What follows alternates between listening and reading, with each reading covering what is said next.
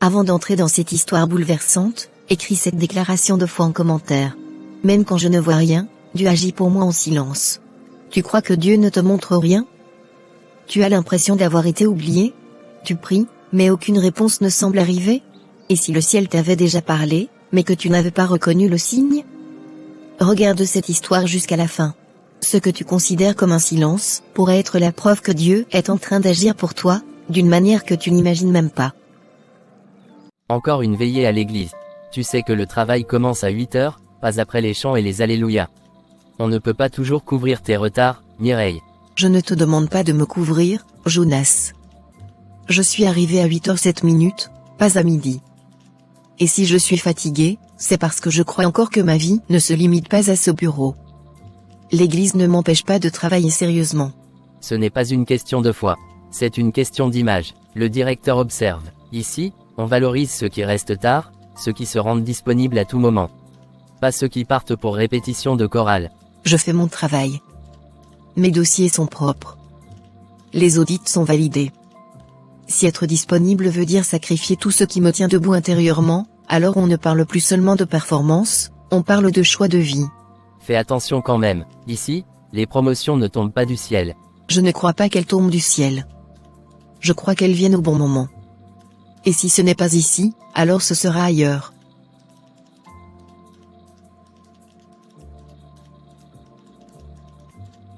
Mireille, je vais être direct.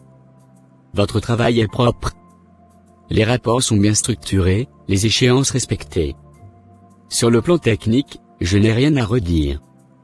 Mais une entreprise ne fonctionne pas seulement sur la compétence, elle fonctionne aussi sur la disponibilité. Je comprends, monsieur. Si j'ai commis une erreur ou manqué un objectif, dites-le moi clairement. Je préfère qu'on me corrige que qu'on me laisse dans le flou. Ce n'est pas une erreur. C'est une posture. Vous partez dès que l'horaire est terminé. Vous refusez certaines réunions tardives. Vous déclinez des déplacements de dernière minute. Cela donne l'impression que le travail passe après autre chose.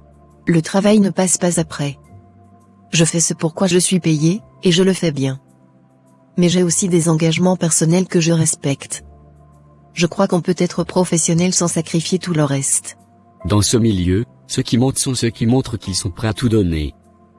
Pas seulement leurs compétences, mais leur temps, leur énergie, parfois même leur week-end. L'entreprise cherche des profils totalement engagés. Être totalement engagé ne veut pas dire être totalement absorbé. Je veux évoluer, monsieur. Je ne manque pas d'ambition. Mais je refuse d'arriver au sommet en me vidant de ce qui me tient debout intérieurement.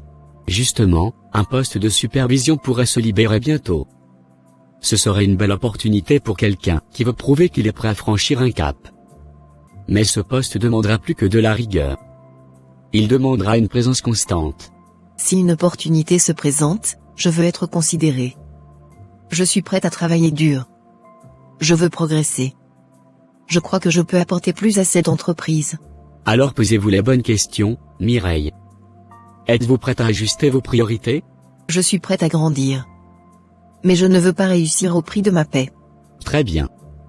Nous verrons comment les choses évoluent.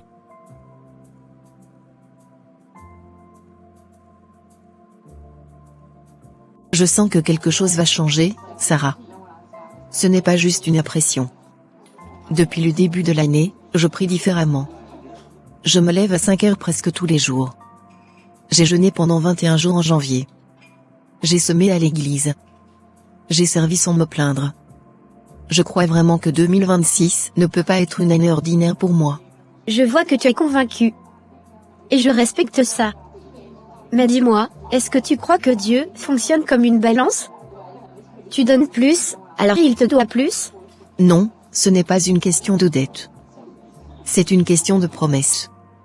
La Bible dit que la fidélité finit par être récompensée. Je ne fais pas tout ça pour acheter une bénédiction. Je le fais parce que je crois que Dieu voit mes sacrifices. Je ne doute pas qu'il voit. Mais parfois, ce qu'on appelle sacrifice, c'est aussi une attente cachée.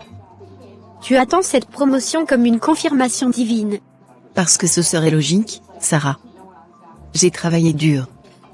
Même le directeur m'a parlé d'un poste de supervision. Tu te rends compte? Moi, superviser toute une équipe. Ce serait une vraie avancée. Une preuve que Dieu élève ceux qui lui font confiance. Ou une épreuve déguisée en opportunité. Pourquoi tu dis ça comme si quelque chose allait mal se passer? Parce que j'ai appris une chose avec le temps. Dieu élève, oui. Mais parfois, il élève différemment de ce qu'on imagine. Parfois, il enlève avant de donner. Et sur le moment, ça ressemble à une injustice. Franchement, après tout ce que j'ai traversé ces dernières années, je ne pense pas que Dieu va encore me retirer quelque chose. Je crois que c'est mon tour maintenant. Mon tour d'avancer. Mon tour de briller un peu. Je te le souhaite sincèrement. Mais promets-moi une chose. Laquelle? Si les choses ne se passent pas comme tu l'espères, ne laisse pas ta foi dépendre d'un poste. Ma foi ne dépend pas d'un poste. Mais je crois que ce poste sera la preuve que Dieu ne m'a pas oublié. Fais attention à ne pas confondre preuve et présence. Depuis plusieurs mois, les chiffres baissent. Les contrats sont renouvelés difficilement. Certains partenaires ont suspendu leurs engagements sans faire de bruit. Les réunions stratégiques se multiplient derrière des portes fermées. On parle de réduction des charges. On parle de réorganisation interne.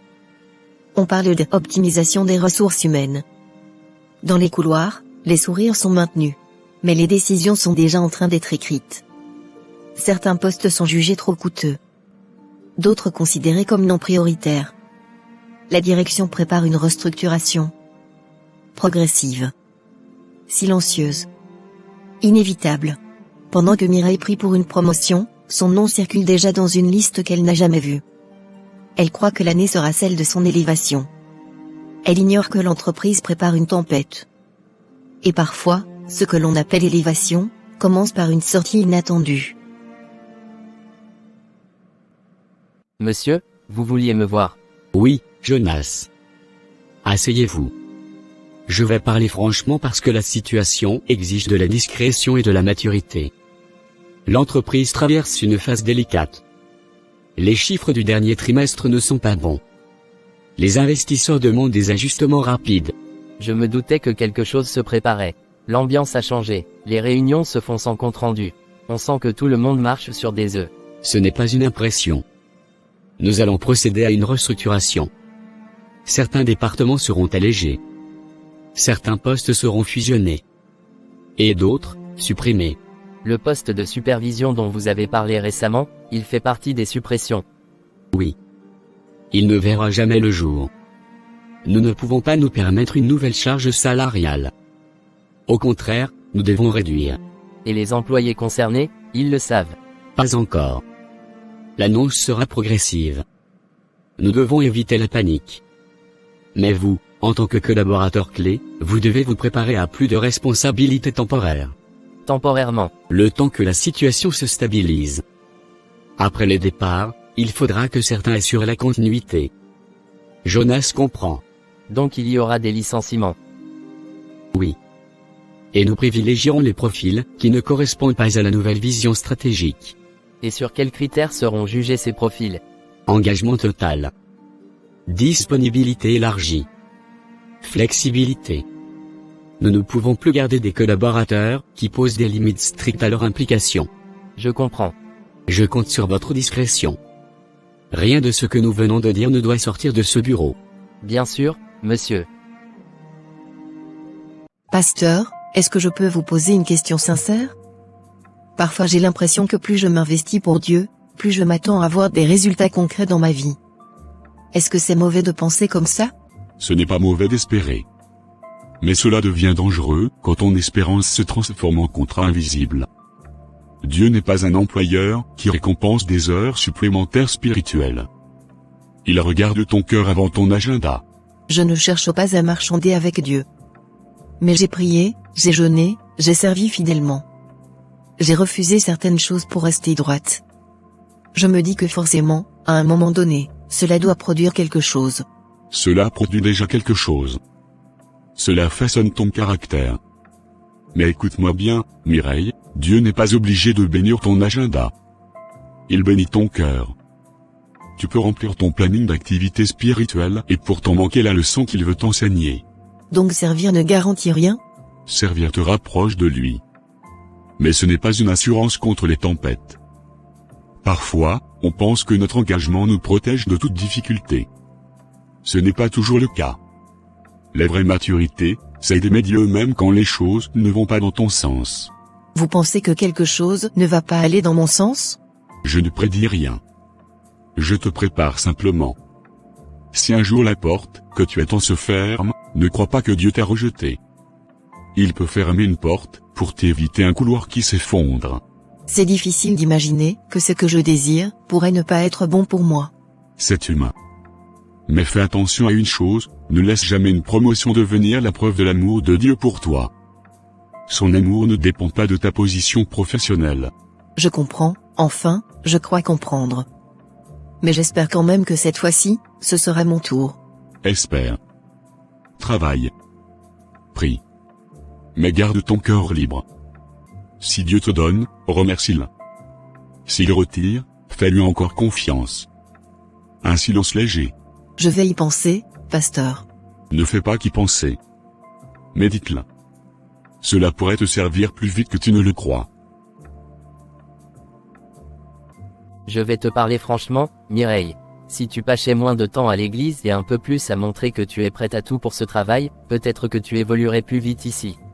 Ce n'est pas une attaque, c'est juste la réalité du terrain. Tu crois vraiment que je ne montre pas assez? Mes dossiers sont toujours prêts avant les délais. Je corrige même les erreurs des autres sans faire de bruit.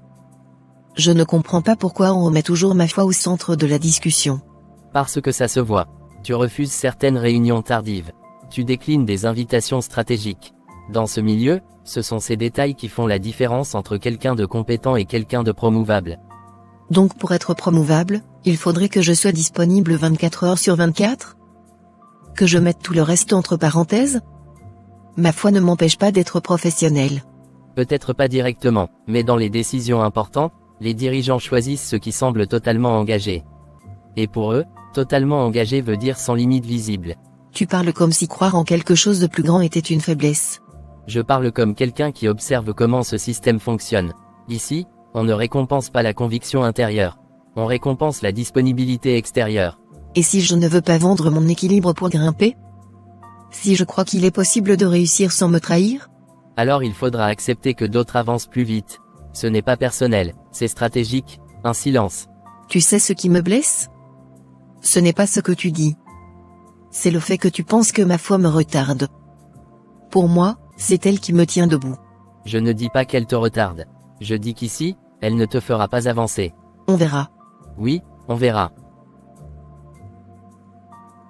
Ce matin-là, un message interne est envoyé à tous les employés.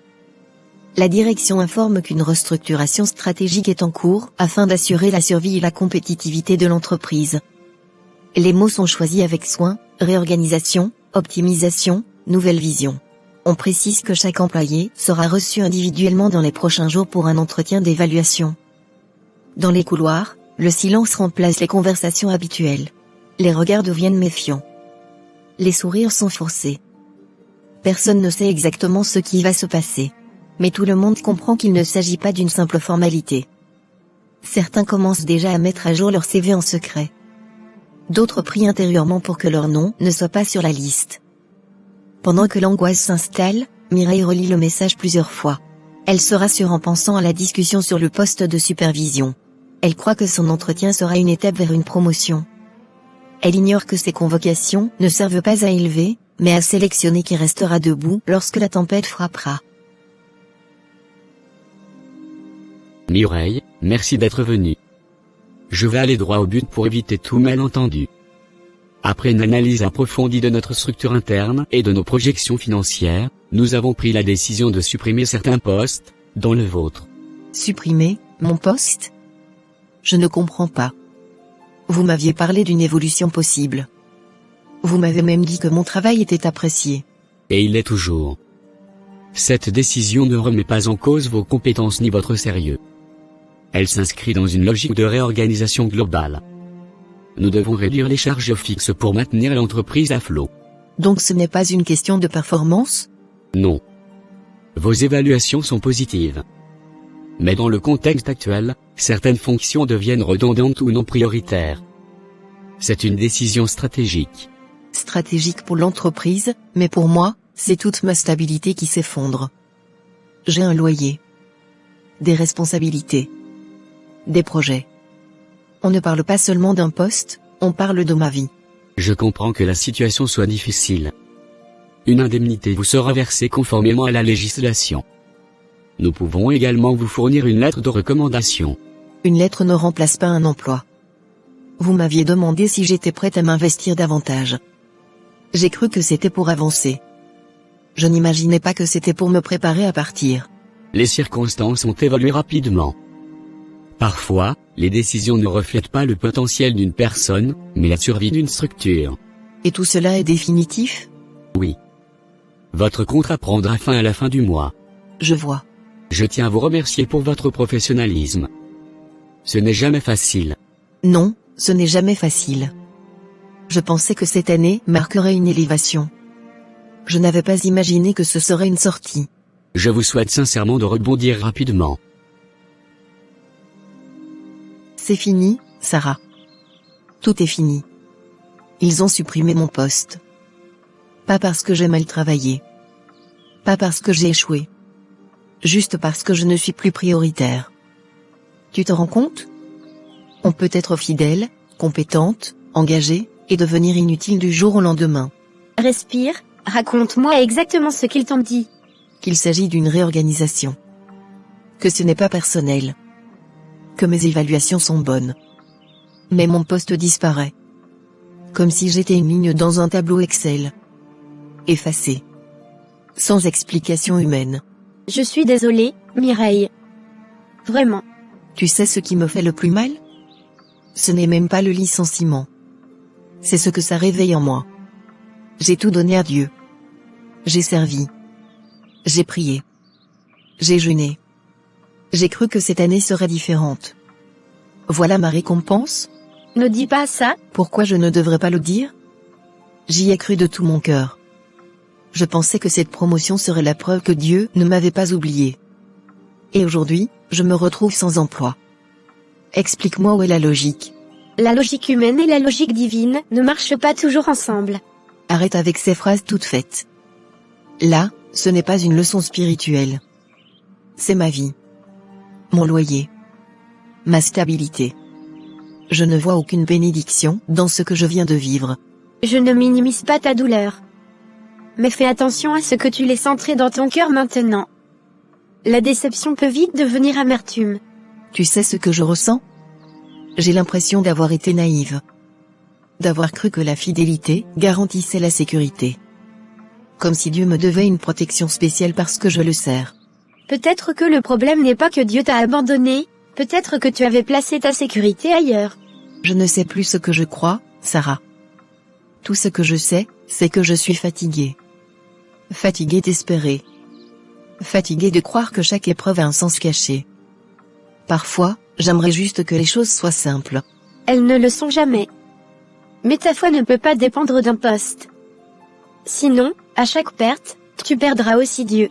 En ce moment, j'ai l'impression de l'avoir déjà perdu. Les jours passent. Le téléphone de Mireille sonne plusieurs fois. Des appels de l'église. Des messages du groupe de service. Des on ne t'a pas vu dimanche. Des tout va bien ? Elle lit. Elle ne répond pas. Le dimanche suivant, elle reste chez elle. Elle se dit qu'elle a besoin de repos. Puis elle évite aussi la réunion de prière du mercredi. Elle ne veut pas entendre de témoignages de promotion. Elle ne veut pas entendre qu'il faut juste croire encore. Dans son cœur, une distance s'installe. Pas seulement avec l'Église. Avec Dieu. Elle commence à prier moins longtemps. Puis plus du tout certains jours. Elle ne renie pas sa foi. Mais elle ne la nourrit plus. Elle se répète intérieurement, je ne suis pas fâchée contre Dieu, je suis juste fatiguée. Et parfois, la fatigue spirituelle est plus dangereuse que la colère. Pendant que Mireille s'éloigne doucement, la réalité financière, elle, ne s'éloigne pas. Elle approche.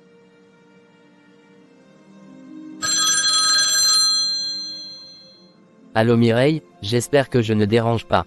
Non. Dis-moi. Je voulais t'appeler plus tôt, mais je ne savais pas comment. Les choses ont évolué ici. Après la restructuration, ils ont redistribué certaines responsabilités. On m'a confié la supervision du service, temporairement. Temporairement? Oui, officiellement, c'est pour stabiliser l'équipe après les départs. Officieusement, c'est une promotion déguisée. Avec prime et nouvelles responsabilités. Je vois. Je ne t'appelle pas pour me vanter. Je voulais être honnête avec toi. Je sais que tu espérais ce poste. Ce poste n'existe même plus, d'après ce qu'on m'a dit. Disons qu'il a changé de forme. Donc mon poste était non prioritaire, mais il fallait quand même quelqu'un pour diriger. Les décisions sont plus complexes que ça. Ils ont fusionné certaines fonctions. Ils ont estimé que je correspondais mieux au profil recherché dans cette nouvelle configuration. Profil recherché, disponibilité totale, c'est ça? Mireille, Non, dis-le. Tu me l'avais déjà dit. Que dans ce milieu, on récompense la disponibilité extérieure. J'ai posé des limites. Toi non. ce n'est pas si simple. La situation est instable, ce poste peut disparaître aussi. Rien n'est garanti. Mais aujourd'hui, c'est toi qui es assis là où je pensais m'asseoir. Je ne t'ai pas remplacé. Peut-être pas officiellement. Mais dans les faits, oui. Jonas hésite. Je sais que ça doit être dur à entendre. Mais je te dis ça aussi pour que tu comprennes que les choses ne sont pas toujours liées à la foi ou au mérite. Parfois, c'est juste une question d'alignement stratégique. Ou de compromis. Peut-être. Merci de m'avoir informé. Mireille, prends soin de toi.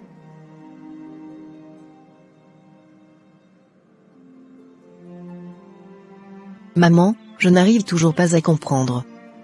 J'ai travaillé sérieusement. Je n'ai jamais volé, jamais triché, jamais saboté quelqu'un. Et pourtant, c'est moi qui me retrouve dehors. Parfois je me demande si rester droite sert vraiment à quelque chose. Écoute-moi bien. Quand j'avais ton âge, j'avais aussi un commerce qui marchait très bien. Tout le quartier venait chez moi. Je pensais que rien ne pouvait m'arriver. Puis un jour, le propriétaire a vendu le local sans prévenir. J'ai tout perdu en une semaine. Les marchandises, les clientes, la réputation. Mais toi, tu étais indépendante. Moi, j'étais salariée. Je dépendais d'une décision qui ne m'appartenait même pas. Justement, moi aussi, je pensais contrôler ma stabilité. Jusqu'à ce que je réalise que ce que je croyais solide ne l'était pas. Pendant des mois, j'ai accusé Dieu. Je lui ai dit que j'avais été fidèle, que je payais ma dîme, que j'aidais les autres. Je pensais qu'il me devait une protection spéciale. Et il ne t'a pas protégée. Il ne m'a pas protégée de la perte, mais il m'a protégée de rester petite. Si je n'avais pas perdu ce commerce, je n'aurais jamais osé ouvrir le dépôt que j'ai aujourd'hui. Je serais restée dans ma zone confortable, à gagner juste assez pour survivre. Donc tu crois que je dois voir ça comme une opportunité cachée? Je crois que tu dois arrêter de penser que ta valeur dépend d'un bureau et d'un titre. Ce travail t'a donné un salaire. Il ne t'a pas donné ton identité. Si Dieu a permis que cette porte se ferme, ce n'est pas pour te punir. C'est peut-être pour te déplacer. Mais vers où? Je n'ai aucune certitude. Je me réveille chaque matin avec la peur de ne plus être utile. Tu es utile bien avant d'être employé. Ce que tu sais faire, personne ne peut te l'enlever. La question n'est pas « Pourquoi ai-je perdu ?» La question est « Qu'est-ce que je peux construire avec ce que j'ai appris ?» Je suis fatiguée de devoir toujours apprendre dans la douleur. La douleur n'est pas une punition. Parfois, c'est une direction. Si mon ancien commerce n'était pas tombé, je n'aurais jamais grandi. Tu crois que c'était facile? Non, mais c'était nécessaire. Et si je n'arrive pas à me relever? Alors tu apprendras à marcher autrement. Mais tu ne resteras pas au sol. Parce que je t'ai élevé pour te battre, pas pour t'effondrer à la première tempête. Ne confonds pas perte et fin. Parfois, la perte est juste le début d'un espace plus grand que tu n'oses pas encore imaginer. Je ne vois pas encore cet espace, mais j'aimerais y croire. Tu n'as pas besoin de tout voir. Tu as seulement besoin d'avancer d'un pas. Les jours passent, et le compte bancaire diminue. Chaque dépense devient une réflexion. Chaque achat, une hésitation. Même les choses simples commencent à peser. Le loyer approche. Ce n'est plus une déception émotionnelle. C'est une réalité financière. Les factures s'alignent. Les économies fondent plus vite que prévu. Mireille commence à calculer mentalement combien de semaines il lui reste avant que la situation ne devienne critique. Elle réalise que l'indemnité de départ ne suffira pas longtemps. La foi n'est plus une discussion théorique. Elle devient un combat quotidien entre confiance et inquiétude. Les nuits sont plus longues. Les pensées plus lourdes. Elle commence à comprendre que perdre un emploi ne touche pas seulement l'orgueil, cela touche la sécurité. Et quand la sécurité vacille, la pression révèle ce qu'il y a réellement dans le cœur. La tempête n'est plus seulement spirituelle. Elle devient concrète. Et elle ne fait que commencer. Mireille, je viens te voir parce que le loyer devait être réglé il y a 3 jours. Je n'aime pas courir derrière mes locataires. Jusqu'ici, tu as toujours été ponctuel. Qu'est-ce qui se passe? Je traverse une période compliquée. J'ai perdu mon emploi récemment. Ce n'était pas prévu. Je pensais pouvoir gérer avec mes économies, mais le temps a passé plus vite que je ne l'imaginais. J'avais prévu de vous appeler pour vous expliquer. Perdu ton emploi, tu ne m'en avais jamais parlé. Tu sais que moi aussi j'ai des engagements. Le crédit de cet immeuble ne m'attend pas. Je ne peux pas me permettre des retards prolongés. Je comprends. Je ne cherche pas à fuir mes responsabilités. Je vous demande juste un peu de temps. 2 semaines. Je suis en train de chercher activement du travail. 2 semaines? Ce n'est pas rien. Et si au bout de 2 semaines tu n'as toujours rien? Tu sais que beaucoup promettent, puis disparaissent. Je ne disparaîtrai pas. Ce n'est pas mon caractère. J'ai toujours payé à temps. Je ne vous ai jamais causé de problème. Je traverse juste une tempête que je n'avais pas anticipée. La vie ne prévient jamais avant de frapper. Mais ce n'est pas à moi d'absorber le choc à ta place. Je ne vous demande pas d'absorber le choc. Je vous demande un délai. Je suis prête à signer un engagement écrit si nécessaire. Tu sembles sincère, mais la sincérité ne paye pas les factures.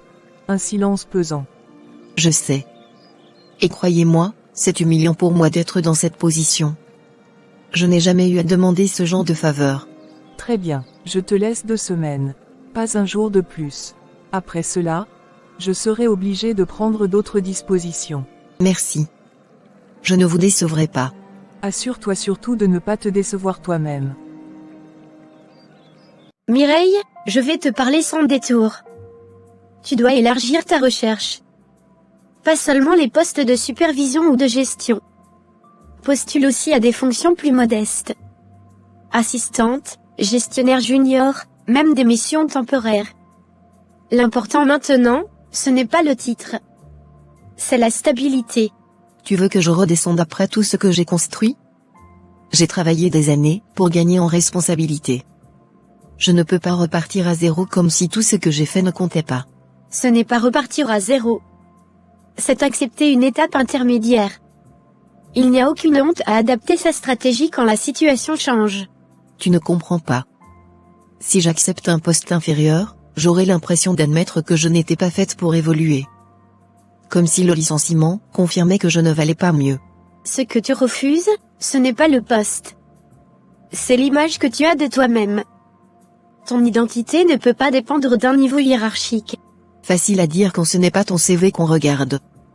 Je me suis battue pour être crédible. Je ne veux pas qu'on me voie comme quelqu'un qui a échoué. Ceux qui réussissent durablement savent parfois descendre pour mieux remonter. L'orgueil peut coûter plus cher que l'humilité. Donc tu penses que je suis orgueilleuse? Je pense que tu es blessé.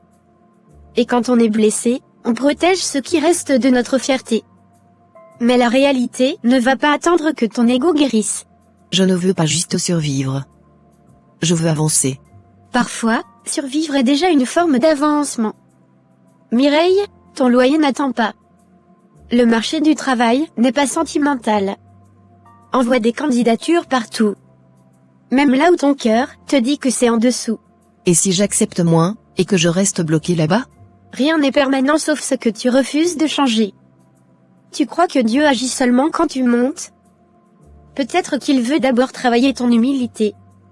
Un silence. Je déteste cette saison de ma vie. Moi, je crois qu'il est en train de te révéler.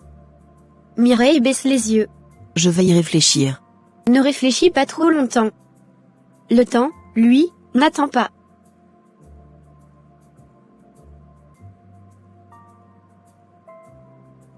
Après la discussion avec Sarah, Mireille n'a plus cherché d'excuses. Elle s'est assise devant son ordinateur avec une fatigue qu'elle ne montrait à personne. Elle a relu son CV longtemps. Chaque ligne lui rappelait une époque où elle se sentait utile, respectée, stable. Cette fois, elle ne cherchait plus le poste parfait. Elle cherchait une porte ouverte. Elle a envoyé une première candidature. Puis une autre. Puis encore une.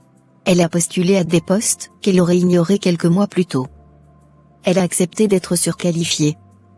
Elle a accepté de ne pas tout contrôler. Au bout de 2 semaines, 27 CV envoyés. 27 tentatives pour rester debout. Chaque matin, elle consultait sa boîte mail avant même de sortir du lit. Chaque soir, elle vérifiait encore une fois, au cas où une réponse serait arrivée tard. Rien. Pas même un message automatique. Le silence n'était pas spectaculaire. Il était discret. Lent. Usant. Il s'installait dans l'appartement vide. Il s'asseyait à côté d'elle, pendant qu'elle mangeait seule. Il l'accompagnait quand elle éteignait la lumière. Elle commençait à comprendre que le plus dur dans l'épreuve n'était pas la perte du travail. C'était la sensation de devenir invisible. Invisible pour les recruteurs. Invisible pour les opportunités. Presque invisible pour elle-même. Un soir, elle a refermé son ordinateur sans colère. Juste avec cette pensée lourde, je fais ma part, mais rien ne bouge. Et pour la première fois depuis longtemps, elle n'a pas prié pour un emploi. Elle a prié pour ne pas perdre confiance. La saison devenait plus profonde que le chômage. Elle touchait à son cœur. Pasteur, je vais être honnête. Je prie. Je fais des efforts. J'ai accepté d'envoyer des candidatures même pour des postes que je considérais en dessous de moi. J'ai ravalé ma fierté. Mais rien ne change. 27 CV. Aucun retour. À quel moment Dieu intervient?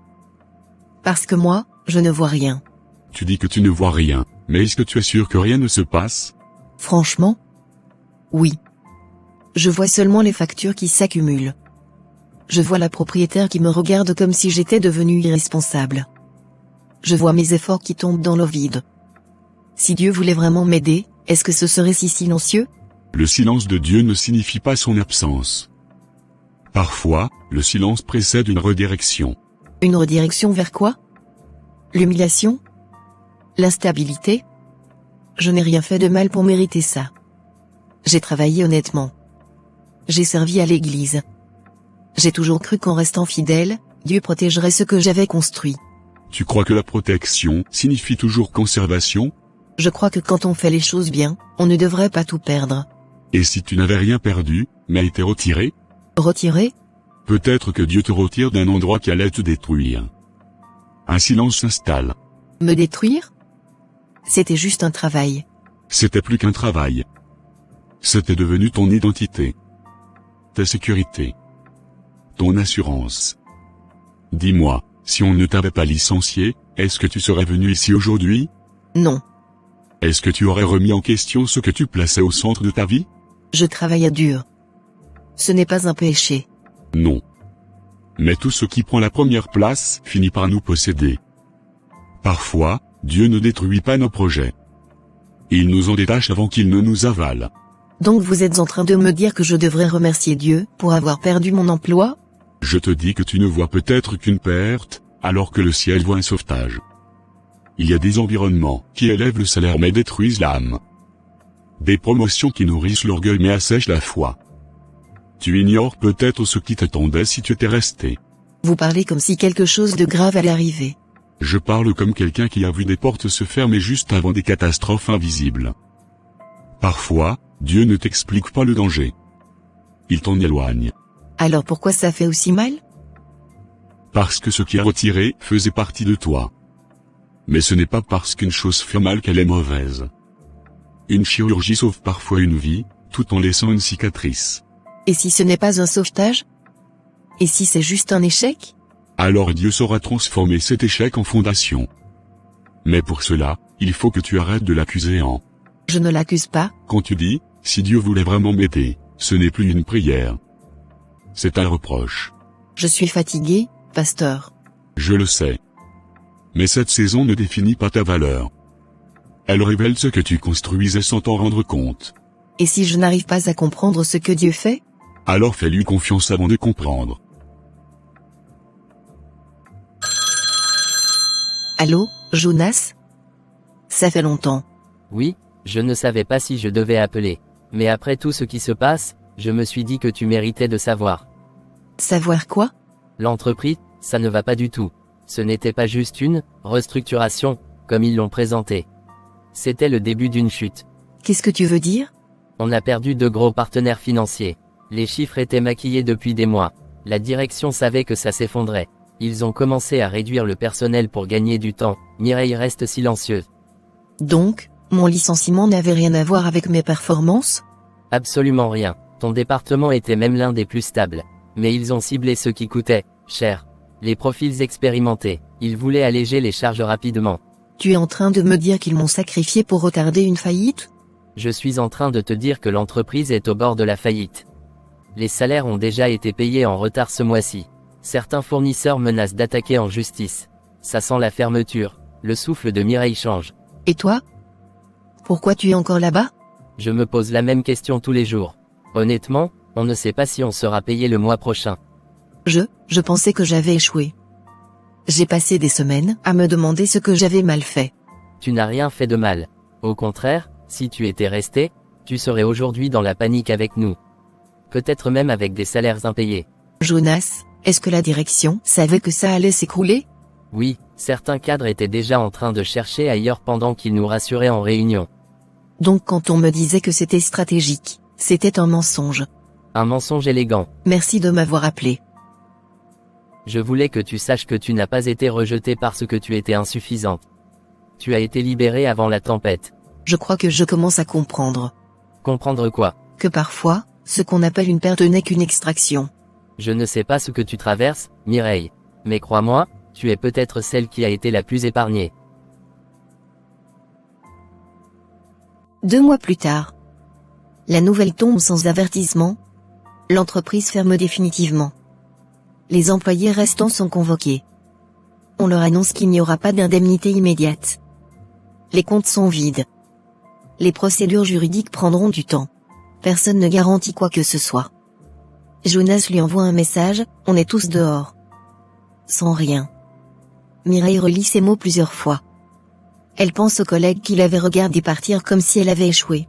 Aujourd'hui, il quitte l'entreprise dans la confusion et la peur. Elle, au moins, a reçu une indemnité minimale. Elle a eu 2 mois d'avance pour encaisser le choc. 2 mois pour ajuster ses dépenses. 2 mois pour comprendre que sa valeur ne dépendait pas de ce bâtiment. Ce qu'elle appelait humiliation était en réalité une sortie anticipée.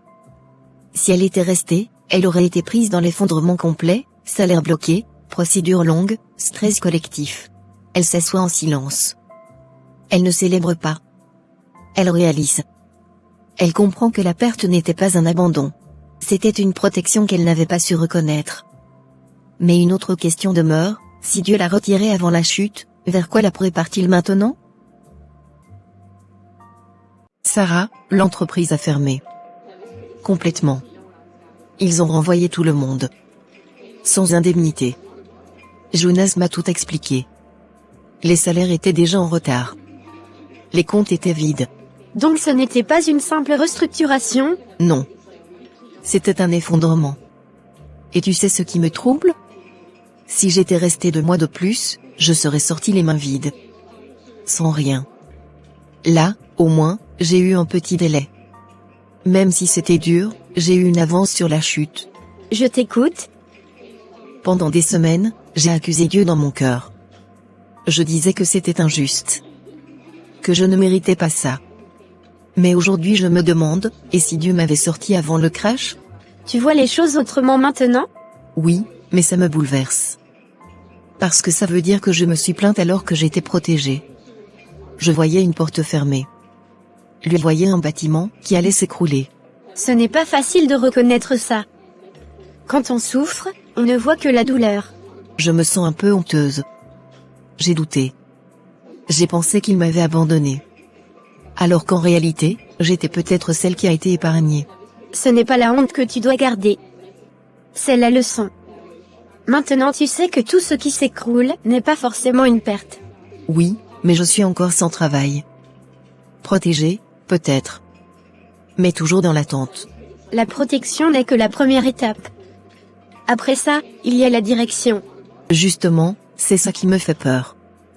Si Dieu m'a sorti de là avant la chute, alors il attend quelque chose de moi. Et je ne sais pas quoi. Peut-être qu'il attend que tu lui fasses confiance, sans comprendre tout le plan. Je crois que pour la première fois, je ne vois plus cette saison comme une punition. Je commence à la voir comme une transition. Alors ne retourne pas en arrière mentalement. Avance avec cette nouvelle perspective. Oui, mais maintenant je dois découvrir vers quoi je suis réellement dirigé. Et ça, c'est encore plus grand que retrouver un simple emploi. Maman, l'entreprise a fermé. Tout le monde est dehors maintenant. Sans indemnité. Quand j'y pense, j'ai été sorti avant que tout s'écroule.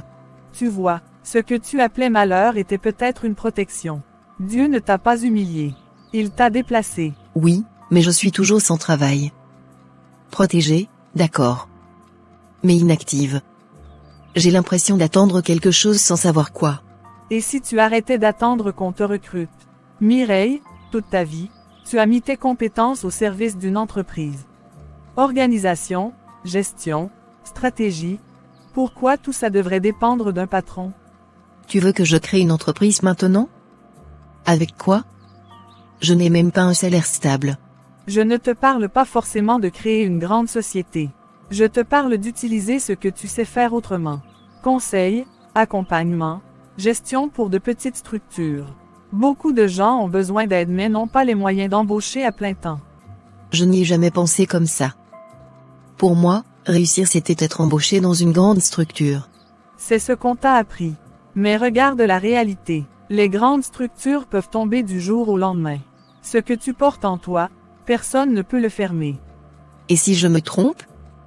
Si je me lance et que ça échoue? Tu viens de survivre à un effondrement que tu n'as même pas vu venir. Tu as appris à vivre avec moins. Tu as appris l'humilité. Qu'est-ce qui peut te faire plus peur que ce que tu as déjà traversé?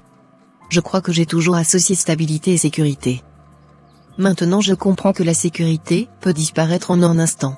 Exactement. Peut-être que Dieu t'a sorti avant le crash pour que tu comprennes que ta valeur ne dépend pas d'un système fragile. Tu penses vraiment que je peux utiliser mes compétences autrement? Je pense que tu as passé trop d'années à travailler pour la vision des autres. Il est peut-être temps de découvrir la tienne. Ça me fait peur, mais en même temps, ça me donne une idée que je n'avais jamais envisagée. Alors ne rejette pas cette idée trop vite. Prie, réfléchis, explore. La porte qui s'est fermée n'était peut-être pas la fin d'un emploi. C'était peut-être le début d'une mission différente. Si c'est vrai, alors cette saison n'était pas seulement une protection. C'était une préparation.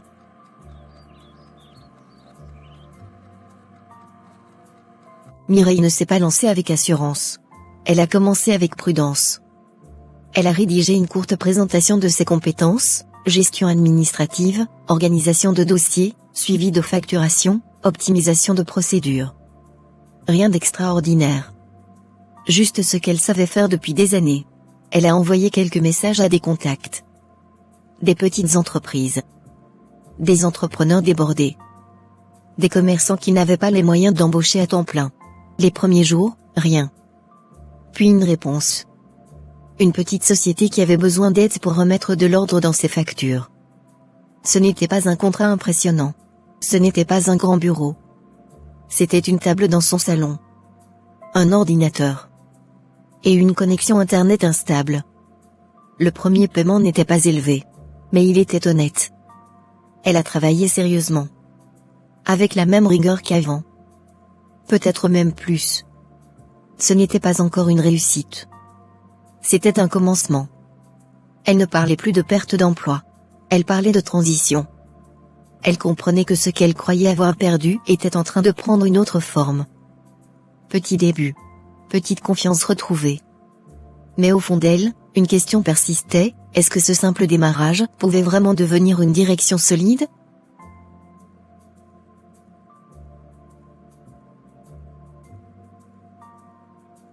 Madame Mireille, je vais être franc. Je n'ai pas un grand budget. Mon entreprise est petite. On grandit doucement, mais l'administration nous dépasse. Les factures s'accumulent, les dossiers ne sont pas bien classés, et je perds du temps que je devrais consacrer aux clients. Je comprends très bien. Beaucoup de petites structures traversent cette phase. Ce n'est pas un manque de compétences, c'est souvent un manque d'organisation au bon moment. Justement. J'ai besoin de quelqu'un de sérieux, mais je ne peux pas me permettre un employé à temps plein. On m'a parlé de vous. On m'a dit que vous travaillez à distance. Oui. Je propose un accompagnement flexible. Je peux structurer vos documents, mettre en place un système simple pour le suivi des paiements et organiser vos archives numériques. L'objectif, ce n'est pas seulement de ranger.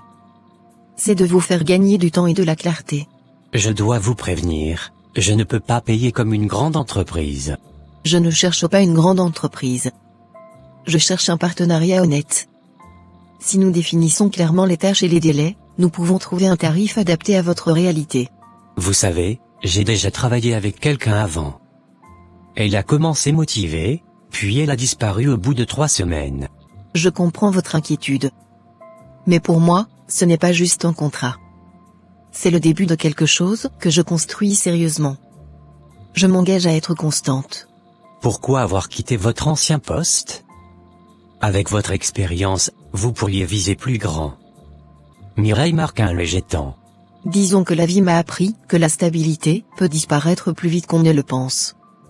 Aujourd'hui, je préfère construire sur des bases réelles, même petites. J'apprécie votre honnêteté. Très bien. On commence avec un contrat d'1 mois. Si le travail est satisfaisant, on prolongera. Ça me convient. Je vous enverrai un plan détaillé des étapes dès demain. Alors c'est entendu. Merci pour votre confiance. Vous ne le regretterez pas.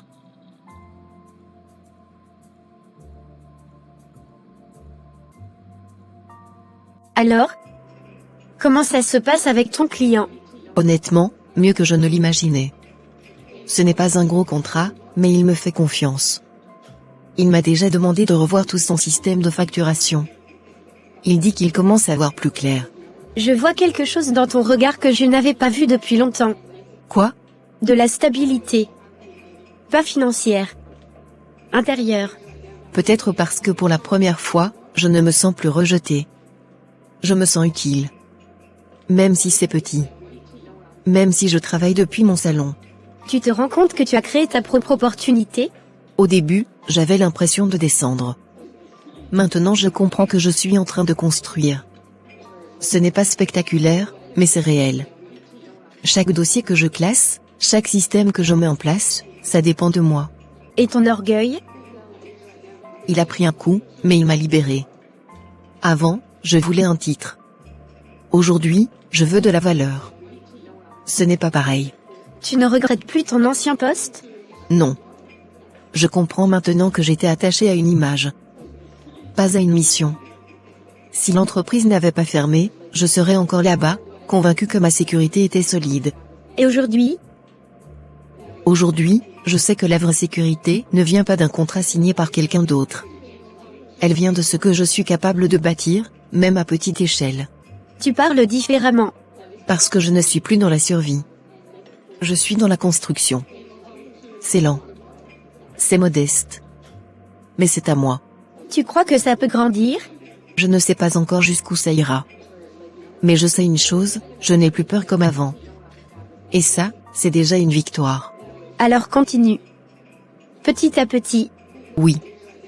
Cette fois, je ne cherche pas seulement un emploi. Je construis une direction. Le premier contrat n'est pas resté seul longtemps. Neba a parlé d'elle à un partenaire. Puis ce partenaire l'a recommandé à un autre entrepreneur débordé. Un deuxième client est arrivé. Puis un troisième. Au début, Mireille pensait que c'était un simple hasard. Mais elle a compris que ce n'était pas la chance. C'était la constance. Elle livrait à temps. Elle expliquait clairement. Elle corrigeait sans arrogance. Son téléphone commençait à sonner pour des demandes précises. On m'a dit que vous pouvez remettre de l'ordre dans notre gestion. On m'a recommandé votre sérieux. Elle travaillait plus qu'avant, mais différemment. Elle n'attendait plus qu'on l'évalue. Elle produisait des résultats visibles. Ses revenus restaient modestes, mais réguliers. Et surtout, il ne dépendait plus d'une seule porte. Un soir, en regardant son tableau de suivi, elle réalise quelque chose, ce qu'elle appelait petit début est en train de devenir une structure. Elle n'a pas encore une grande entreprise. Mais elle a un flux. Un mouvement. Une direction qui prend forme. La saison de protection est devenue une saison de multiplication. Et pour la première fois depuis longtemps, elle ne cherche plus à récupérer ce qu'elle a perdu. Elle avance vers quelque chose de nouveau. Mireille, j'espère que je ne dérange pas. Non, pas du tout. Comment tu vas? Honnêtement, je suis perdu. Depuis la fermeture, j'envoie des candidatures partout.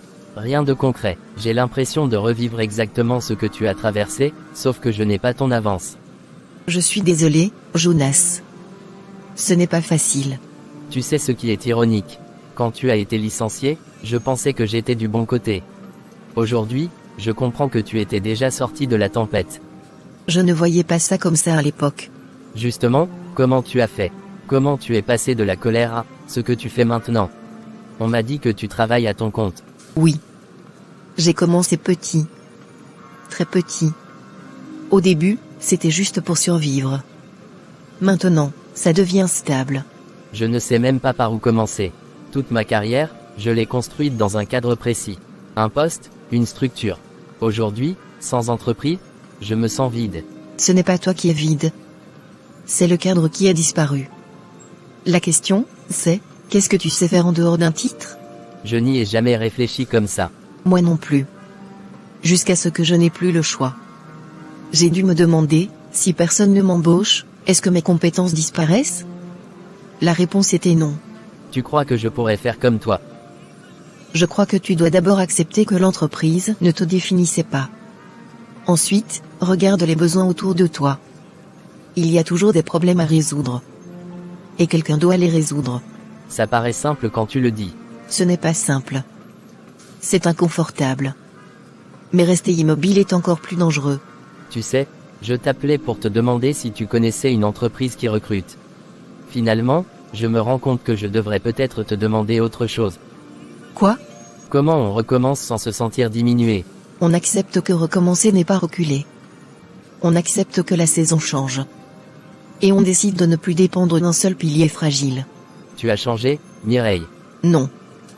J'ai appris. Est-ce que tu accepterais de me guider un peu, juste pour m'aider à voir plus clair? Oui. Si mon expérience peut éviter certaines erreurs, je le ferai. Je n'aurais jamais imaginé te demander conseil un jour. Moi non plus. La vie renverse parfois les positions, pour nous rappeler que personne n'est à l'abri. Pasteur, je suis revenu vous voir parce que je me suis souvenu de vos paroles. Vous m'aviez dit que peut-être Dieu m'avait retiré d'un endroit qui allait me détruire. À l'époque, je trouvais ça difficile à accepter. Aujourd'hui, je comprends.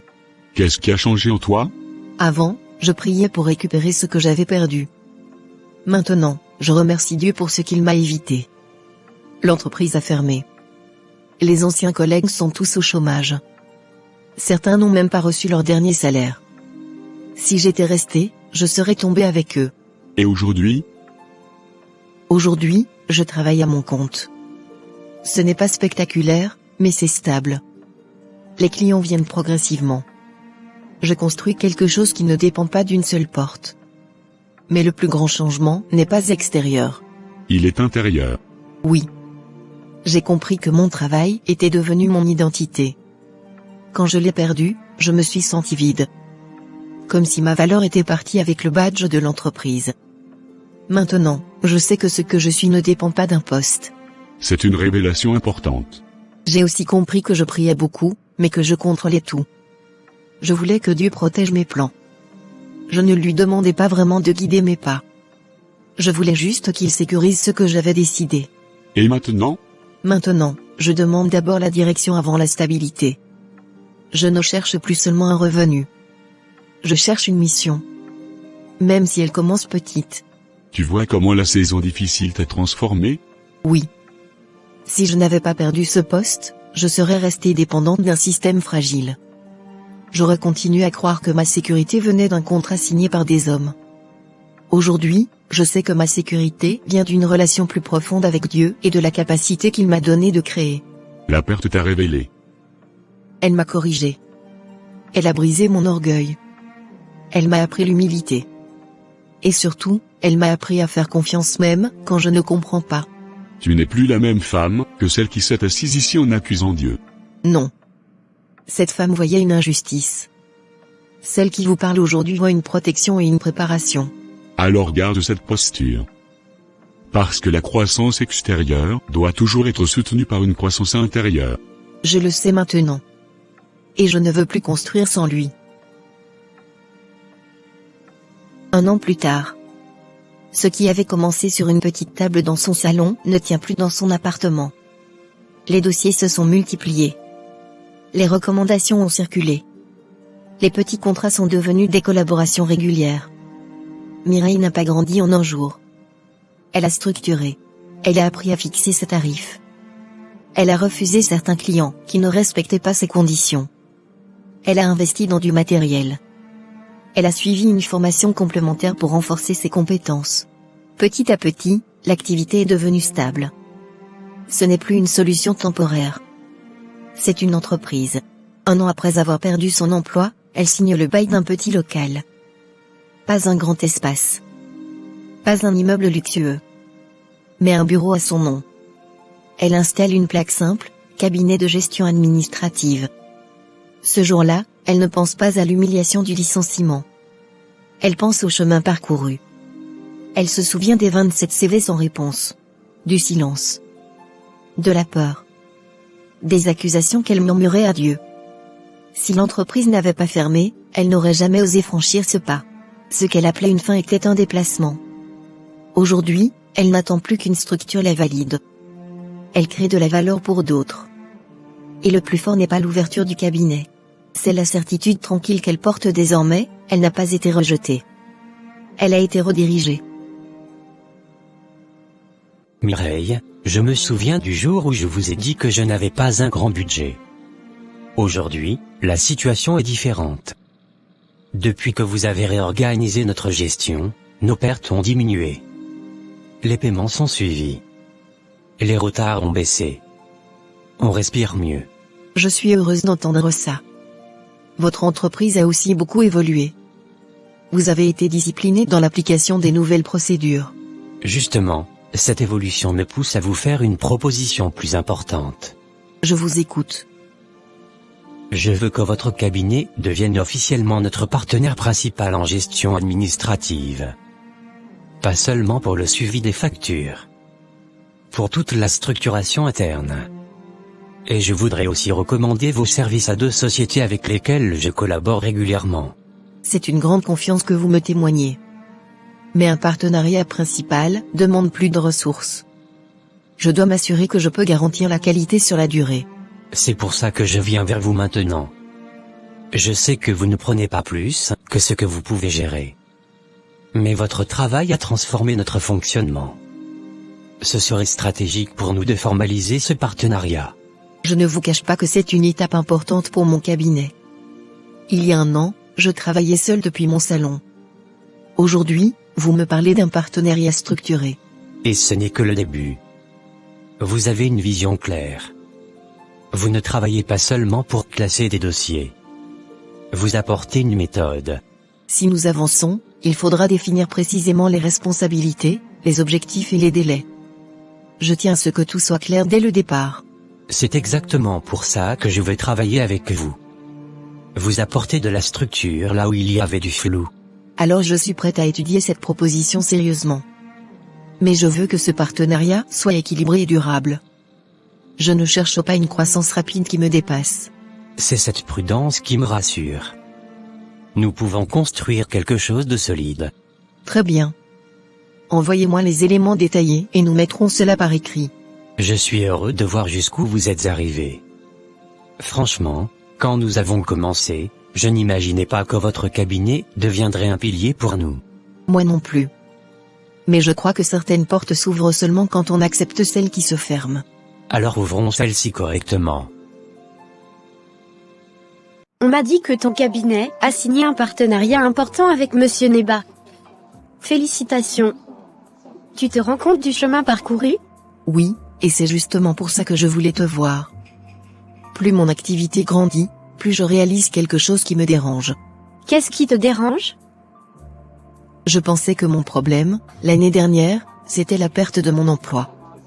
Mais en réalité, c'était plus profond. Je n'avais pas seulement perdu un travail. J'avais perdu ce que j'adorais en silence. Explique-moi. J'avais idolâtré la stabilité. Pas Dieu. La stabilité. Le salaire fixe, le bureau, le statut social. Je croyais que ma sécurité venait de là. Je priais, oui, mais au fond, je faisais plus confiance à mon contrat qu'à Dieu. C'est fort ce que tu dis. Quand j'ai été licencié, ce n'est pas seulement mon emploi qui a été touché. C'est mon illusion de contrôle. Je me suis senti trahi, parce que ce que je pensais solide s'est effondré. Mais je ne me suis pas demandé si j'avais placé ma confiance au bon endroit. Et aujourd'hui? Aujourd'hui, même si mon cabinet grandit, je fais attention à mon cœur. Je refuse que mon entreprise prenne la place que mon ancien poste occupait. Je ne veux plus confondre bénédiction et source. Tu as peur de retomber dans le même piège? Oui. Parce que le succès peut devenir une nouvelle idole. Cette fois, ce serait mon propre cabinet. Je pourrais croire que tout dépend de moi, de ma stratégie, de mes décisions. Et oublier que si j'ai été protégé avant le crash, ce n'était pas grâce à mon intelligence. C'est une maturité que tu n'avais pas avant. Avant, je voulais que Dieu sécurise mes plans. Maintenant, je veux que mes plans restent soumis à lui. La différence est énorme. Tu sais, beaucoup de gens ne réalisent jamais qu'ils ont mis leur foi dans la stabilité plutôt que dans Dieu. Moi, je l'ai appris en tombant. Et je préfère cette leçon douloureuse à une réussite qui m'éloigne de lui. Alors garde cette conscience. Parce que la croissance attire aussi l'orgueil. Je le sais. Et je me rappelle toujours d'où je viens. Les 27 CV sans réponse. Le silence. La peur. Si Dieu m'a sorti avant le crash, ce n'était pas seulement pour me donner un cabinet. C'était pour corriger mon cœur. Et ça, c'est la vraie transformation. Oui. Le cabinet est visible. Mais le changement intérieur, lui, est la plus grande victoire.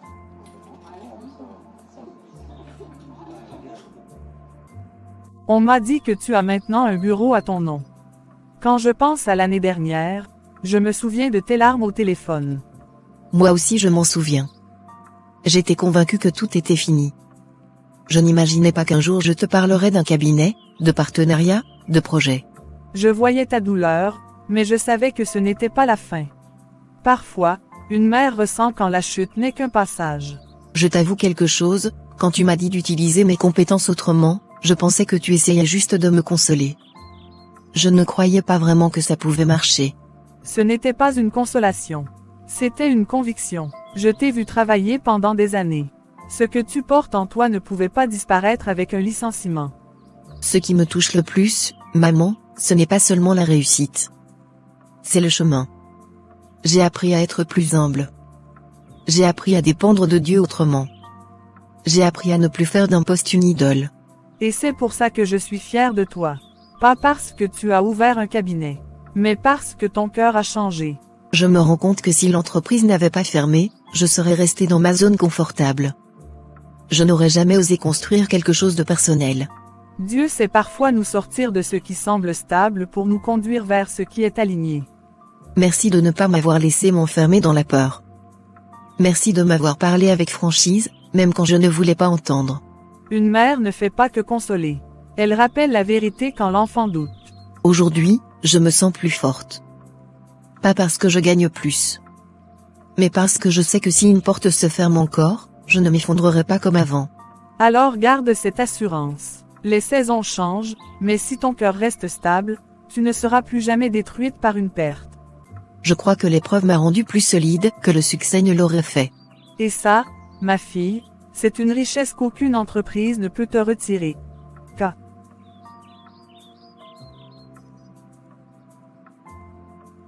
L'activité continue de croître, mais de manière maîtrisée.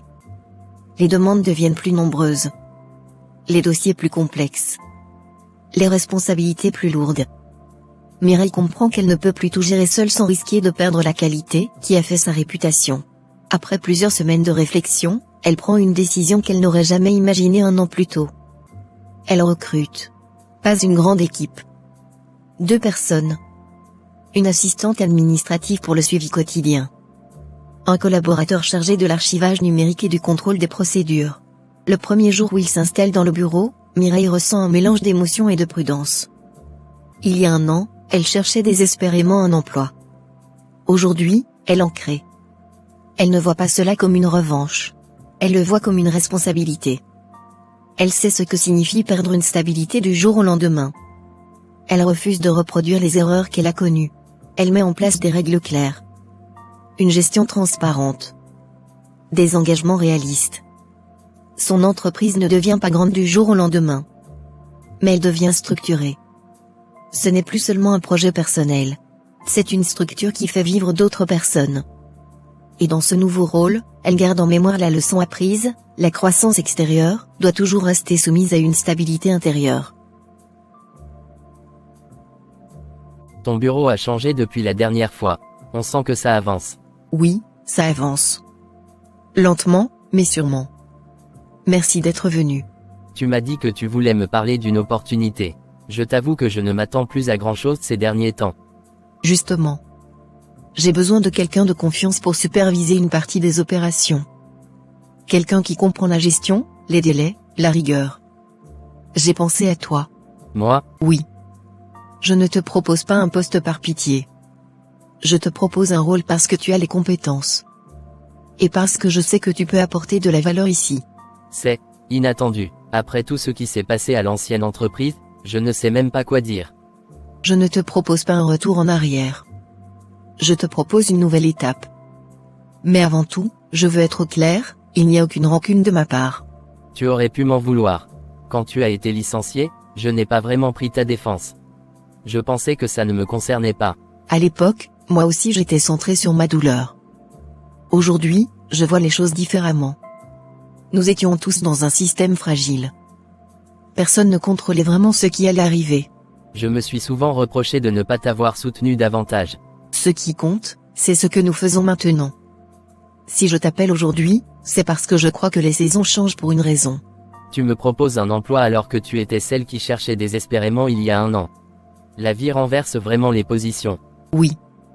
Et j'ai appris que ces renversements ne sont pas faits pour humilier, mais pour transformer. Tu es sûr que je suis la bonne personne? Je ne cherche pas la perfection. Je cherche quelqu'un qui a appris de ses épreuves. Et je sais que cette année t'a changé.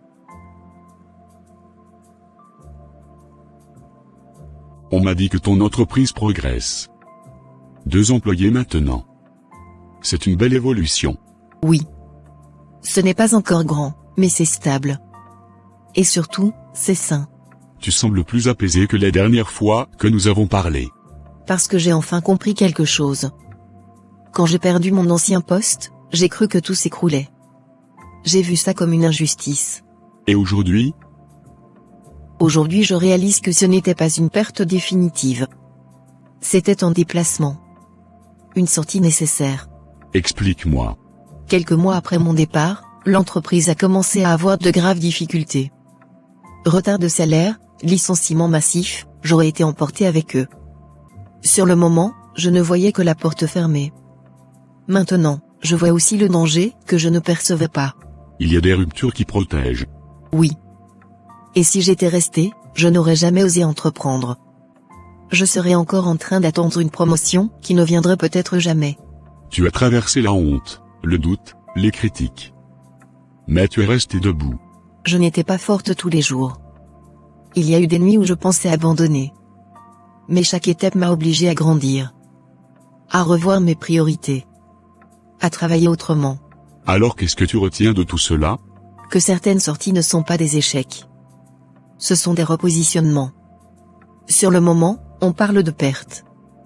Avec le recul, on comprend que c'était une protection. Tu ne parles plus avec colère. Non. Parce que je n'ai plus besoin de prouver que j'avais raison. Les résultats parlent d'eux-mêmes. Ce que j'ai construit est plus solide que ce que j'ai perdu. Et ta foi?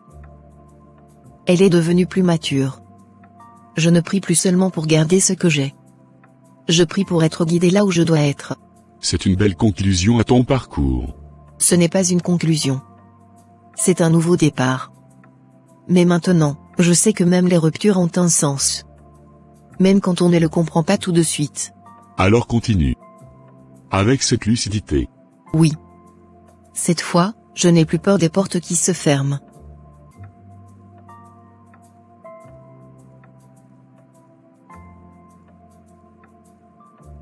Il y a des saisons qui ressemblent à des défaites. Des moments où l'on perd un emploi, une position, une sécurité, et où l'on pense que tout s'arrête. Mais parfois, ce que nous appelons échec est en réalité une transition. Ce que nous appelons humiliation est une formation. Ce que nous appelons perte est un déplacement vers un terrain plus stable. Mireille a compris que la stabilité ne vient pas d'un poste, mais d'une vision. Que la dignité ne dépend pas d'un titre, mais du caractère. Et que la foi ne consiste pas à éviter les tempêtes, mais à traverser les saisons difficiles sans perdre son intégrité. Elle a appris que, tout rejet ne signifie pas abandon. Toute porte fermée n'est pas une punition. Toute attente n'est pas un retard définitif. Parfois, la vie nous retire d'un endroit avant que celui-ci ne s'effondre. Parfois, nous sommes déplacés pour découvrir des capacités que nous ignorions. Et souvent, ce sont les périodes les plus sombres qui révèlent notre vraie force. À vous qui avez suivi cette histoire jusqu'au bout, merci. Merci pour votre fidélité, vos encouragements, vos messages, vos partages. Votre soutien donne du sens à chaque récit raconté ici. Que chaque personne qui regarde cette histoire et qui traverse une période difficile reçoive aujourd'hui une nouvelle espérance. Que vos saisons de confusion deviennent des saisons de clarté. Que vos pertes apparentes se transforment en repositionnement stratégique. Que les portes qui se ferment devant vous révèlent des chemins plus alignés avec votre destinée. Que Dieu vous accorde la sagesse pour comprendre les transitions, la patience pour supporter les processus, et la force pour ne jamais abandonner quand tout semble incertain. Que vos maisons soient protégées. Que vos projets prospèrent. Que vos décisions soient éclairées. Que vos pas soient dirigés vers des opportunités plus grandes que celles que vous avez perdues. Et surtout, que vous ne confondiez plus jamais une fin avec un effondrement, mais que vous sachiez discerner quand il s'agit simplement d'un nouveau départ. Merci de continuer à marcher avec nous. Que la paix, la faveur et la grâce vous accompagnent dans chaque étape de votre vie. À très bientôt pour une nouvelle histoire édifiante.